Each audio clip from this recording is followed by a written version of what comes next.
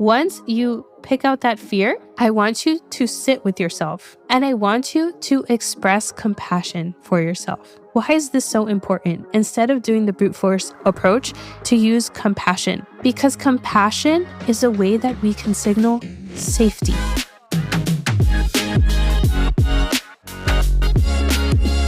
Hey, you're listening to the Pivot Season. I'm your host, Ambar Paloma, clarity and identity coach.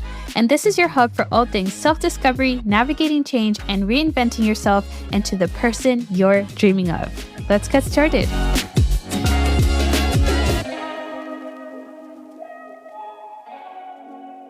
Welcome, everyone. It is the first official episode of the Pivot Season of 2026, and I'm super excited because I am such a New Year's girl.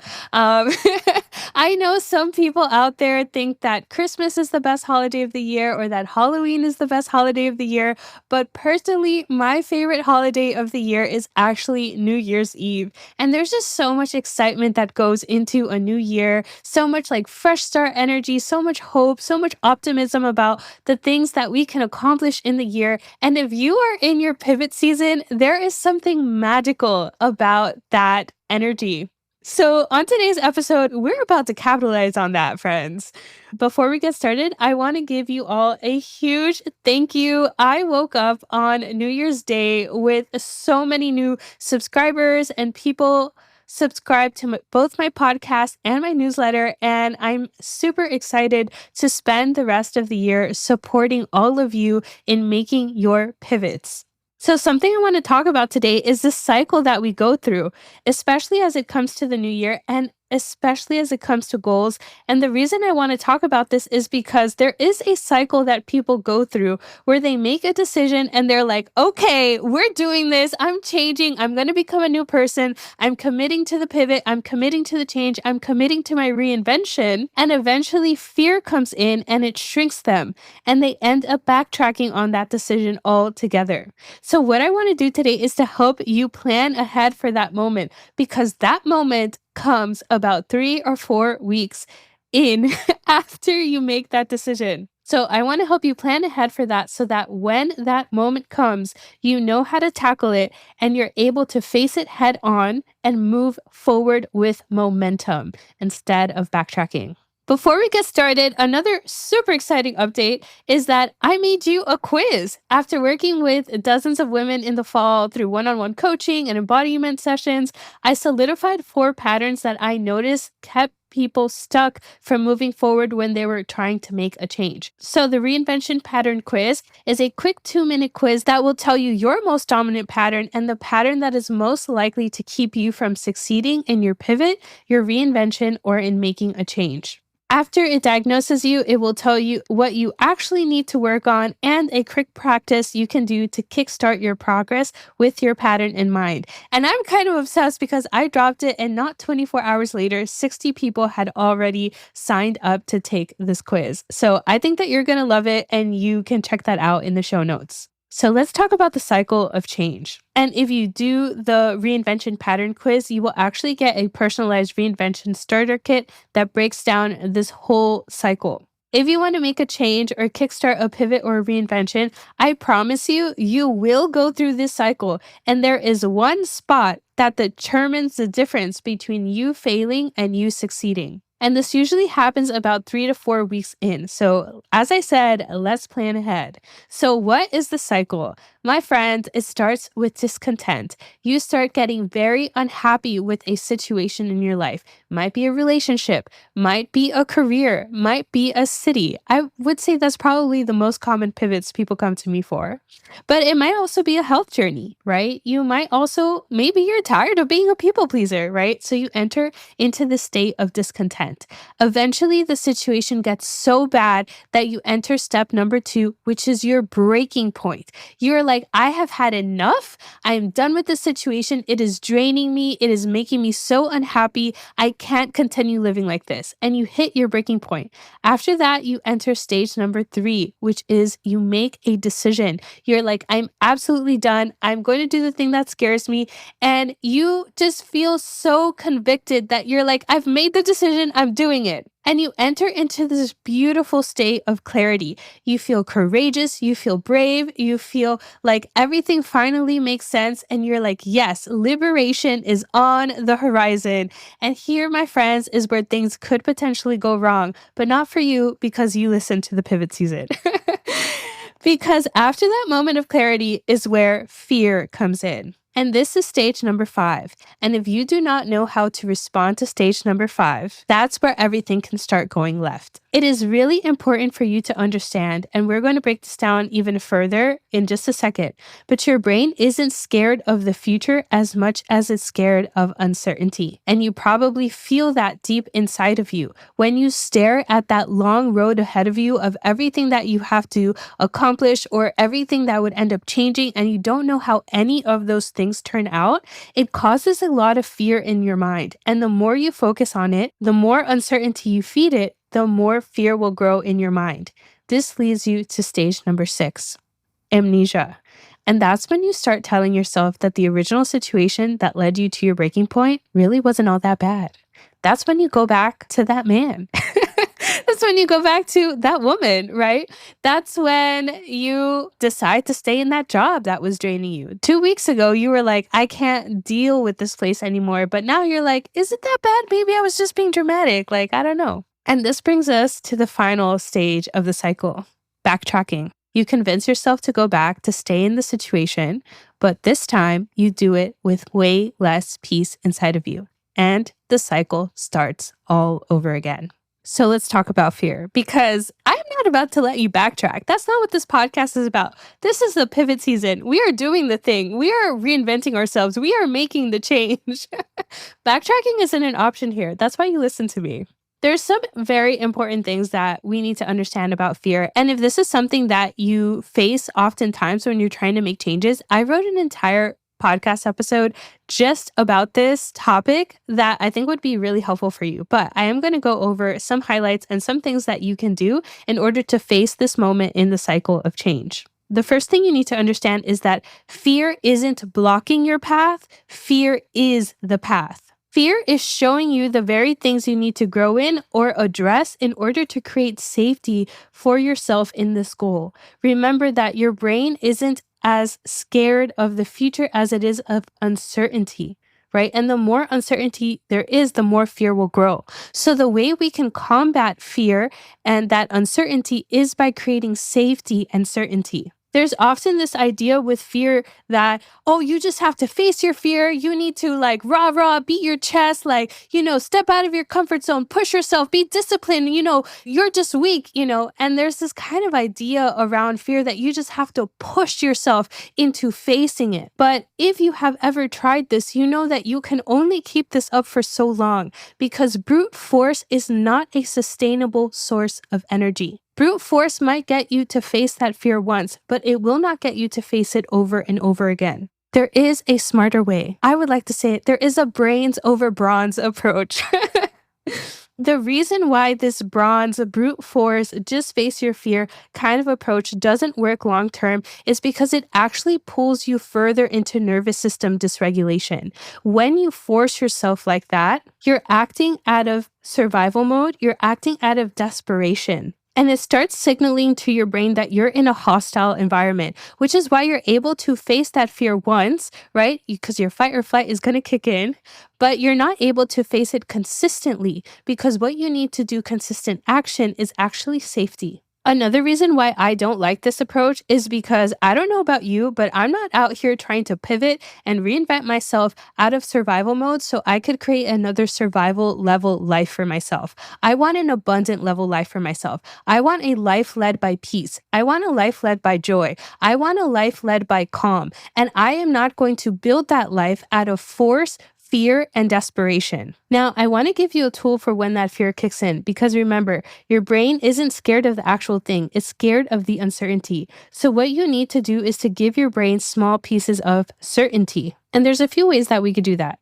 Remember that when we feel fear, your brain is signaling that it doesn't have enough to feel safe in this new situation. So instead of pushing yourself out of your comfort zone, I actually want you to work on expanding your safety zone. So there's a few ways that we can achieve that. And one of the ways is actually by writing down all of the fears that come up for you when you're thinking about making that change. So if I could think back to some of the most common fears that come up with my clients, one of them is I'm afraid that it won't work out. I'm afraid that I'm not disciplined enough. I'm afraid that I don't have the money to finance this, right? I'm afraid that I'll never get another chance. So when you write down all of those fears, I want you to pick one, maybe the one that feels like it's most important for me to address this first because it's the one blocking me the most. Or it might be the one that feels easiest to address. Once you pick out that fear, I want you to sit with yourself and I want you to express compassion for yourself. Why is this so important? Instead of doing the brute force approach, to use compassion, because compassion is a way that we can signal safety. Think about times when you have felt scared and you reached out to someone who you know loves you. And instead of berating you and scolding you and pushing you into action, they come and they meet you with love and with care. It makes you feel safe, right? What if I move to another city and I hate it? I want you to sit with that fear and ask yourself, what would make you feel safe in taking this choice? And just have like a very vulnerable moment of compassion for yourself because you want to make that choice. You know that staying in this situation is making you unhappy and you want to be able to take that risk. I work with a lot of women and it shocks me over and over again when people apply to my 90-day one-on-one coaching program, almost all of them, without fail, every single one has said, I wish I felt brave enough to make that leap. All of them. If you could look into yourself and say, what could make you feel safe enough to even take the next step forward? I was actually hosting an embodiment session with a client the other day, and this is a one-off session that I do. And she actually had this like really cool goal to go on a horseback riding trip across the entire country, which I thought was amazing. But she said, I know I like this idea and it brings me a lot of joy to think about it, but I have no idea how I would finance this thing. That's exactly what we need to show ourselves. So in that moment, when you are sitting with yourself and you are thinking about that fear that you have in your mind, I want you to place your hand over your heart and I want you to close your eyes. And I want you to think about this. I know that you deeply want to make this change because I know that deep down, you're not actually happy here. And I love you so much that I am willing to take a risk for your actual fulfillment and joy. So we have this fear. Maybe the fear is around money. Maybe the fear is about failure. Maybe the fear is about being seen. What is it that you need from me to start feeling safe, taking the next step? It might surprise you what comes up. Whatever comes up, I want you to make that your goal for the next 90 days. Why 90 days? Remember that one of the reasons why fear is being signaled is because there's too much uncertainty. When we make the goal shorter, 30 days, 60 days, 90 days, it could even be a week. We create certainty for our mind because our mind can predict what can happen in the next week or in the next month or in the next 90 days. But it cannot predict what happens over the course of a year, over the course of 5 years, over the course of 10. So if fear is something that is coming up for you, remember, compassion and shorter timelines create safety and certainty. I was actually hosting an embodiment session with a client the other day, and she wants to move to another city and she also wants to pivot in her career. I have to say, these are the two most common pivots that people come to me for. And during these embodiment sessions, what we do is I use a somatic tool called an embodiment rating tool. And I have you embody the level 1 version of you. So that is the most scared, apprehensive version of you. And then I have you embody your highest level version of you that has achieved everything that you want to achieve. She's fully courageous. She's bold. They believe in themselves. There's no doubt in them. They have done all of the things and they have achieved the dream that you want, right? And that's level 10. And then I also have them stand at level 5 and understand what all of those levels feel like in their body. And then I have them stand at the level that they feel. I ask them, okay, now that you know what level 1 is like and what level 10 is like, tell me where you're at right now. And she placed herself around a level 4. When I had her stand at a level 4 and think back to level 10, and I said, what scares you the most about going from level 4 to level 10? And she shared with me what was coming up for her. And then I had her stand back at level 10. And I said, okay, now level 10, I want you to respond to her. What is it that she needs from you? What is it that she needs to hear from you? And what came up for her wasn't that she needed to push herself to apply to jobs or push herself to move cities or just get over it or or any of those things. What came up for her was actually that she needed care. She needed to care for herself. She needed to choose herself. She needed to be more compassionate towards herself. I did another one of these sessions with another woman who was phenomenal. She had achieved so many things, but she had this new goal that felt kind of crazy to her. She was like, I want to take a horseback riding trip across the country, but I don't have any money to finance this. But what was so funny was when she stood at level 1, that was the fear that was coming up for her. When she stood at level 10 and I asked her, like, okay, what is your biggest fear? Does level 10 believe that? Level 10 was able to say, no, I'm actually incredibly resourceful. Look at all of these amazing things that I've done, right? We were laughing together because I was like, okay, level 10 thinks level 1 is delusional, but level 1 thinks level 10 is delusional. Because level 10 is like, wait, I've done all of these amazing things that are even less uncertain. So surely I could do this one too, right? But level 1 was like, I don't know. We made it through those last things, but I don't know about this one. And what I had her do, again, going back to this 90-day goal, is I had her rate herself. I said, where do you think you are? She also placed herself around a level 4. And then I asked her, okay, instead of moving all the way to level 10, what would it take for you to move up to level 5? And once we condensed it like that, and it was a really small goal, and I was like, perfect. That's all I want you to focus on for the next 30 to 90 days. Again, creating that window of certainty. Every small win updates your brain's prediction model. And every piece of evidence that says, I can do this, literally rewires your neural pathways. This is not woo woo. This is how your brain actually works. So, again, fear, it's going to come. After the clarity, it's going to come. I want you to face it with compassion and with a small window goal, a 30 or 90-day goal. Sounds good? Sounds good. I actually had a similar moment myself. I think I shared 2 episodes ago that I was laid off with nothing but a 1-month notice. I don't even know if it was fully 1 month. I think it was a little bit shy of 1 month. And they announced with this short notice, not just that I was getting laid off, but that the whole company was closing. So that was kind of jarring because this happened just before the holidays. And I remember that I had been praying for the ability to spend more time on my business. And y'all, I've really been thinking about how I need to be more specific about my prayers because I was like, no, not like that. That's not what I meant. Uh, but now I have all the time in the world. But I remember that after my first full day being laid off, I got this wave of excitement. I felt expansive. I was like, oh my goodness, I have been building this business on the side as a side hustle. I had been starting to plan in my mind how I wanted to save up 6 months worth of money to be able to go all in on my business, right?